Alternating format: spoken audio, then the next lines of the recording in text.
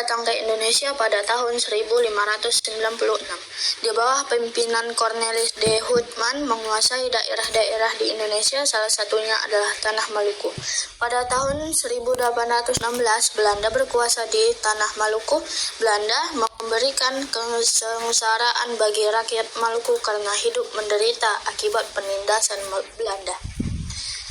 Tak cukup kiranya hanya memberikan penindasan, tapi kekayaan alam Maluku ikut dikuras Belanda. Rakyat Maluku tak tahan dengan penderitaan yang terus-menerus mereka rasakan. Rakyat Maluku mencoba bangkit untuk melakukan perlawanan dengan harapan bebas dari penindasan yang menyengsarakan. Sebelum melakukan perlawanan, rakyat Maluku berkumpul dan melakukan rapat rahasia di hutan Saparua. Hai rakyat Maluku, apakah kalian ingin diperlakukan dengan seenaknya saja oleh Belanda? Pastinya kami tidak ingin diperlakukan seenaknya saja oleh Belanda. Apa yang ingin kalian lakukan? Apakah kalian mampu melindungi para wanita dan anak-anak? Sudah, dengan begini kita tidak akan mencari masalah lagi. Apakah kalian mampu melawan Belanda?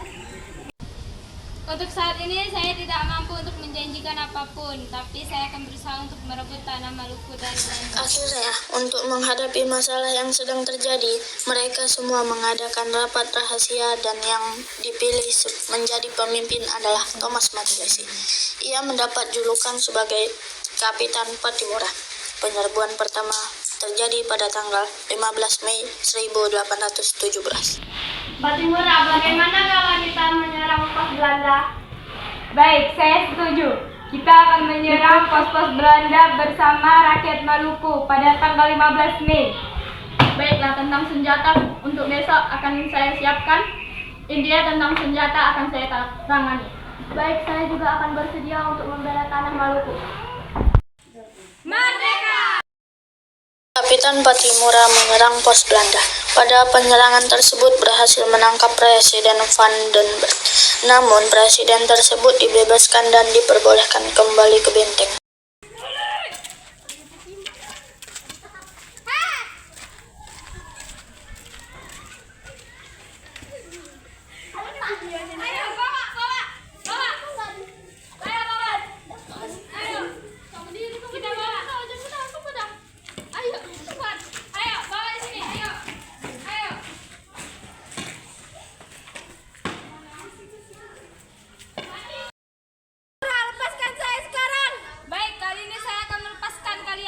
Jika kalian berulah lagi pada rakyat Maluku, saya tidak akan mengampuni kalian.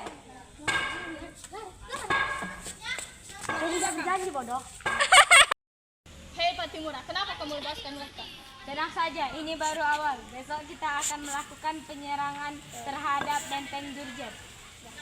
Presiden Van den Berg berlari ke benteng Dorstad, tempat persembunyian bangsa Belanda.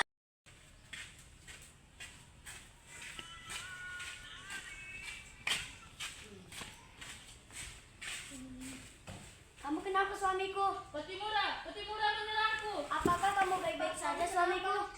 Dasar Patimura bodoh. Penyerbuan kedua pada tanggal 16 Mei 1817. Pasukan Kapitan Patimura menyerang benteng Dorstad.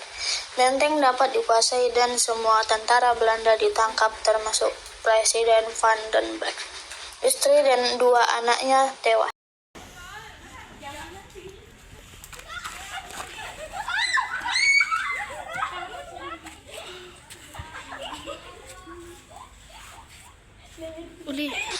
kematian Van den Berg dan pasukannya, Belanda melakukan pergerakan pada tanggal 20 Mei 1817. Tibalah pasukan Belanda telah tiba di Saparua yang dipimpin oleh Belges, berusaha merebut kembali benteng Durst.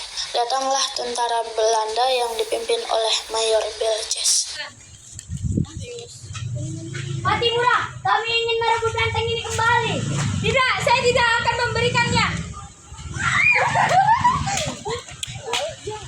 Pasukan Maluku menyeret pasukan Belanda menjauh dari benteng Dustek. Akhirnya Mayor Belges bersama para tentaranya pergi meninggalkan benteng Dustek. Keesokan harinya, dengan rasa marah, Mayor Belges berusaha merebut kembali benteng Dustek. Kapitan Patimura melakukan perlawanan. Pasukan Belanda dapat dihancurkan dan Mayor Belges mati tertembak.